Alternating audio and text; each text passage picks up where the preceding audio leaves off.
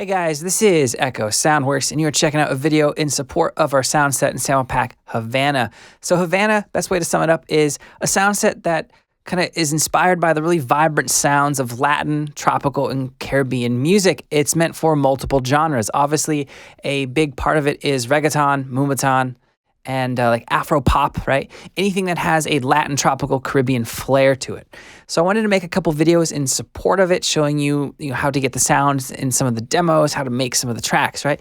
Now in this video, we'll be looking at how you can create Latin-inspired, Moombahton-inspired, reggaeton-inspired top loops and percussive loops. So we will of course be using sounds and samples from HAVANA, but even if you have no interest in this pack, it doesn't matter. I think you'll still get some great information from this video, and you could apply the same techniques to samples you already have. So let's dive into Logic and get started.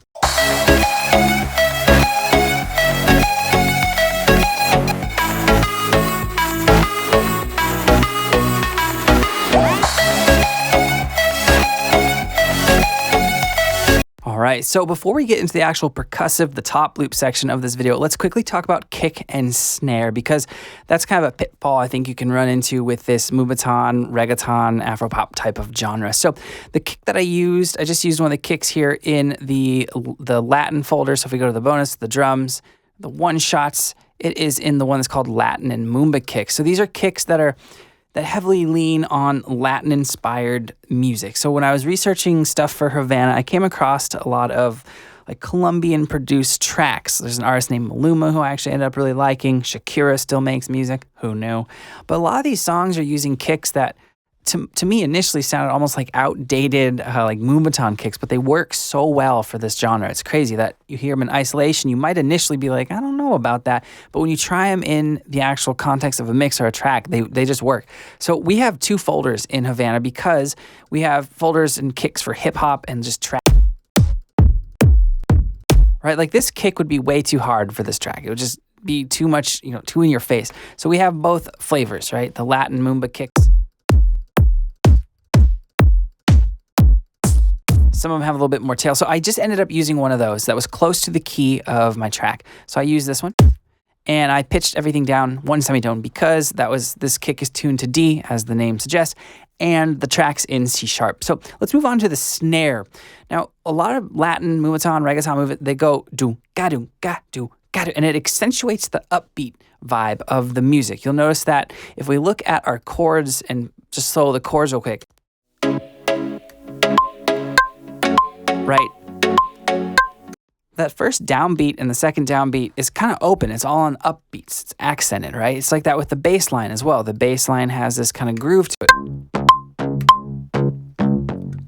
So if you do something with your drums that accentuates the downbeats more than just what's there with the kick, it can kind of ruin that vibe. So I have two snare tracks here, and I'm going to turn these up.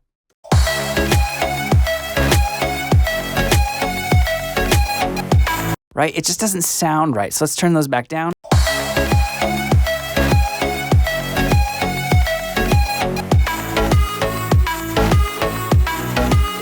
Now that works. So basically it's just really quiet and they're really short snares.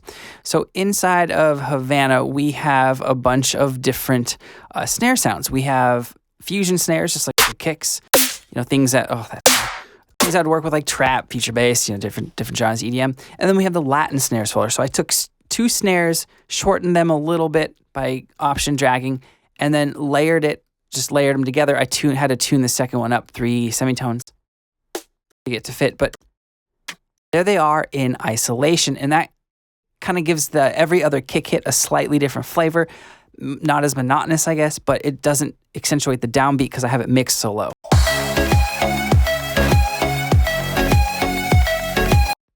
All right, so what you can typically do to get this kind of do-ga vibe is use short snares or rim shots,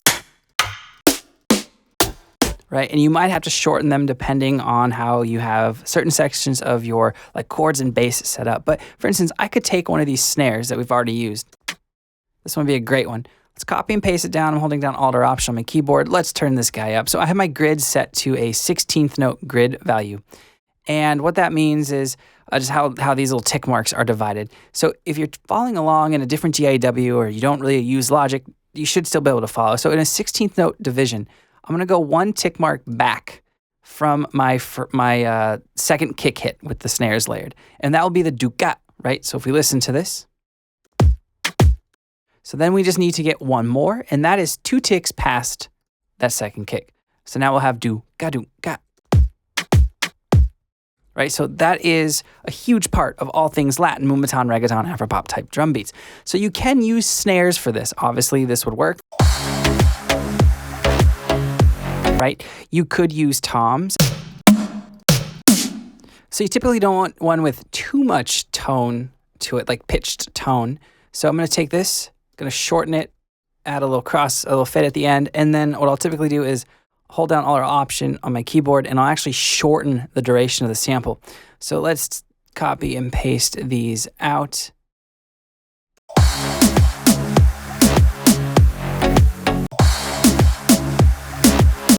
When you shorten the tom samples, they get kind of this like they start to take on a little bit more of a snare tone, but with a snare that has a tonal quality to it. You can also use various bits of percussion. So I'm going to go into the percussion folder in the HAVANA one-shots. Let's go to the short percussion folder. These are just a bunch of short, random percussion sounds that you can use for your top loops and this very purpose. So I'm going to take a couple of these in. We might have to change the pitch, but other than that, they should be pretty much good to go. So let's get these, we'll layer it with that first snare that we're messing around with. So you can use a lot of different types of sounds for this vibe and this character, but I want to use something that's more conducive to this track. So I'm not going to use a tom. I think I want to mess around with some snare, maybe some type of weird percussion sound. I'm going to go to the hybrid percussion folder because there's some weird process stuff going on there.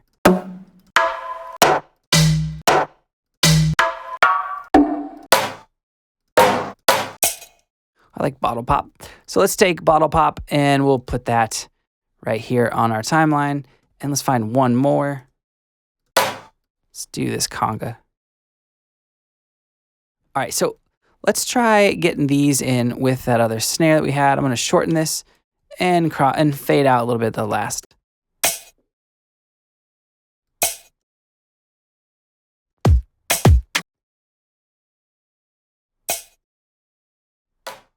All right, let's get the conga, see if that works. It's kind of cool. So again, gonna just kind of make these a little bit shorter. So let's delete this one and let's get this over to its proper spot. Let's try this, see how it sounds with the drums.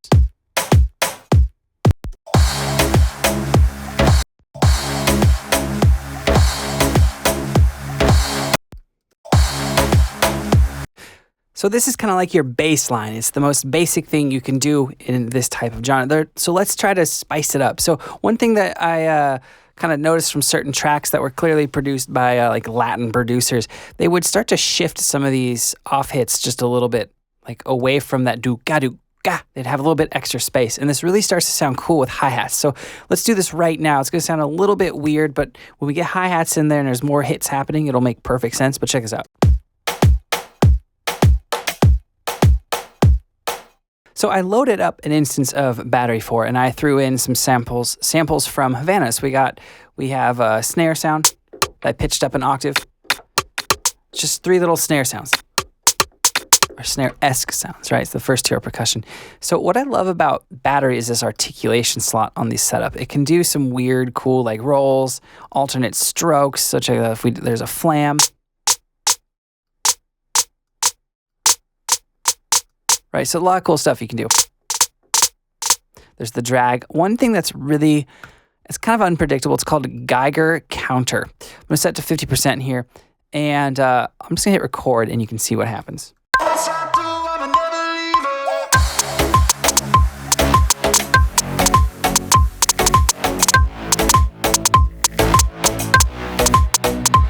So I just bounced that to audio, and then we can quantize and kind of chop up, but I'm just gonna listen for some ideas. So this first one actually works. I would just take out this very first hit. So we got kind of this going on. So really quickly, I chopped them up and moved them around. Took maybe a couple minutes here.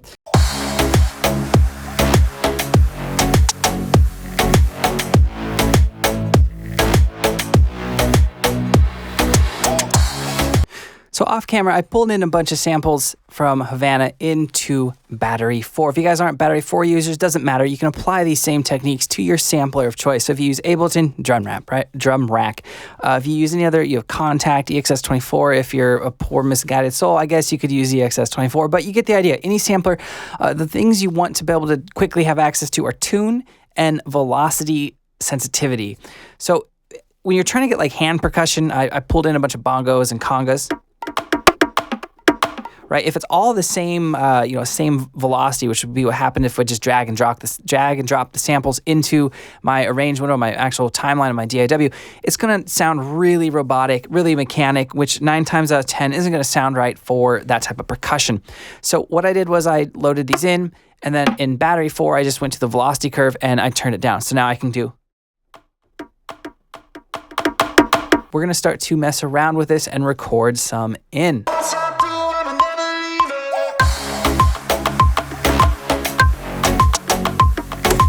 So I paused the record so you guys didn't have to see this whole process because this is better to kind of explain in bits and pieces. Otherwise, this video would be really long. So it took about probably, 8 to 10 minutes around there. So what I did was I just opened it up. I quantized it. The last half of it was just garbage. The first half, I had some good ideas. So if you're messing around with playing MIDI and doing this, using this technique, which I think is a really great technique to get percussive elements into your tracks, is not everything you play has to be right. Like, I grabbed certain ideas and I kind of flew them over and I deleted the things that were just wrong, just not right for the vibe, or they just didn't make sense musically, right? So what we have right now is this. So there is still some velocity issues that I want to address. Now I took out this whole section right here because of that snare fill from earlier.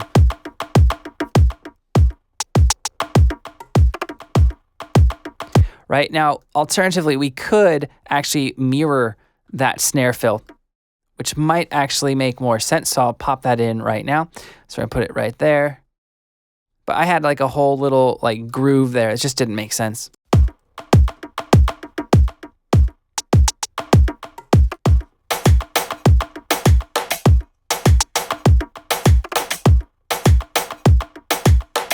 Now, there might be too many hits, so we can always mess around with deleting them. I always like having more to work with than less, right? So this one where those snare off hits happen, let's delete that. So I bounced the MIDI, the bongos, the hand percussion to audio, trying to not have commitment issues in all areas of my life. So what we're going to do now is we're going to process this with the LFO tool. I know you might be going like, what? Well, bear with me. So this is 4 on the floor, so kick, right? Anytime a kick hits with the bongos, which it doesn't appear to be many, but this might be useful because you could always sidechain it to your kick. It gets it out of the way. But more importantly to me in this example, I guess there's this first hit right there, but it's going to glue it together. Check this out. So I'm going to load up one of the sidechain presets in the LFO tool, and I'm not being choosy, I'm just kind of picking one.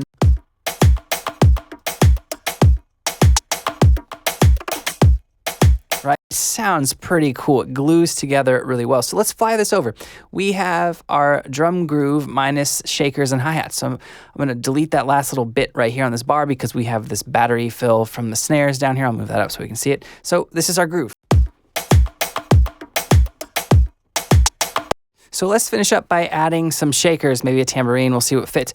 Now, a good general practice to get into when you are trying to program realistic sounding shakers, tambourines, those types of percussive instruments is to use samples or find samples that gives you a couple different options for different sections of the shake. So what I mean by that is when we sampled like this shaker here, same instrument. These are all the same 3 things, right? Then we got a couple of the cabasas. It makes it so when you're actually programming it, it sounds realistic. I have a shaker in my hand right now. The mic I talk into is not the type of microphone you would want to record a shaker with, but you'll get the idea. When you're shaking something like an actual shaker, this is a LP plastic shaker, it's very hard to get the exact same sound on 2 consecutive hits because there's a backwards and a forwards motion. And then even with that, there's going to be some variance with each backwards and forwards motion because it's beads inside of an actual, physical space inside of plastic, metal, wood, whatever it may be. So that's why this is going to sound way better bouncing back and forth between these 3 like cabasa sounds, right? Or these. as opposed to going. All right, so let's record some in real quick.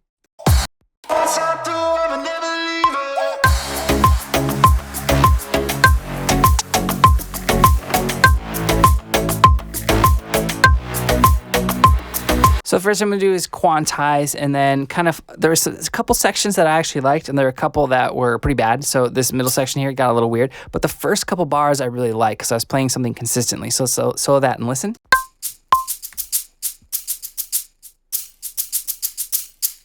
All right, that might be cool to kind of have this turnaround. So I just gotta work on this bar right here. So I don't want the really, really loud volumes here on these. It just kind of jumps out of nowhere.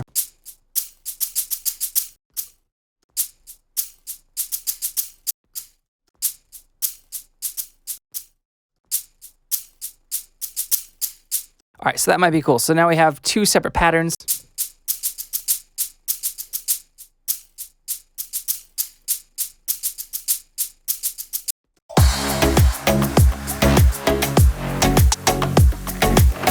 All right, so actually what I kind of hear and see happening is we're gonna take this. I'm just gonna mute these for now. Let's take this. This will be my actual first pattern here.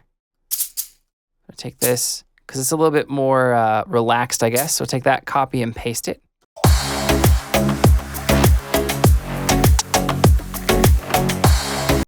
All right, so I'm gonna keep that basically for the first 4 bars.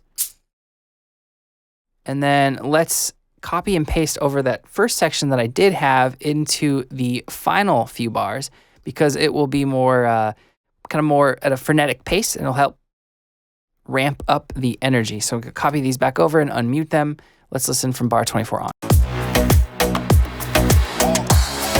All right, so the rest of the hi-hats, or shakers rather, are flown over at the ending. Let's get one more thing in, and we'll call it a day. Let's start to get some just basic hits on the actual downbeats, because we haven't done much of anything with the downbeats in a minute. So let's listen to this. This is our shaker groove now.